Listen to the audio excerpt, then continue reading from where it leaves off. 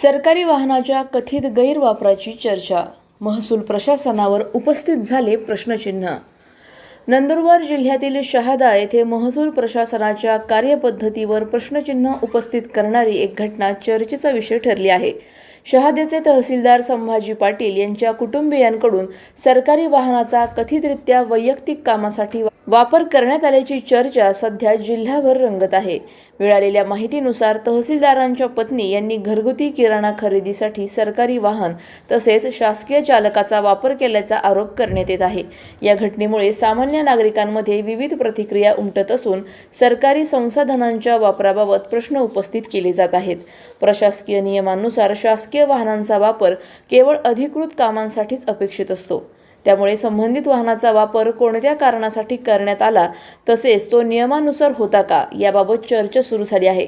या प्रकरणी अधिकृत स्तरावर कोणतीही भूमिका अद्याप स्पष्ट करण्यात आलेली नसली तरी सोशल मीडियासह विविध स्तरांवर या घटनेची चर्चा सुरू आहे। आरोपांमध्ये तथ्य असल्यास संबंधित प्रकरणाची चौकशी करून वस्तुस्थिती जनतेसमोर आणावी अशी मागणी नागरिकांकडून होत आहे। दरम्यान सरकारी यंत्रणेची पारदर्शकता आणि जनतेचा विश्वास कायम राखण्यासाठी अशा प्रकरणांबाबत प्रशासनाने स्पष्ट भूमिका घेणे आवश्यक असल्याची भावना व्यक्त होत आहे। संबंधित आरोपांची अधिकृत चौकशी झाल्यानंतरच संपूर्ण सत्य समोर येणार आहे। सलाउद्दीन लोहार, नंदुरबार, न्यूज 24।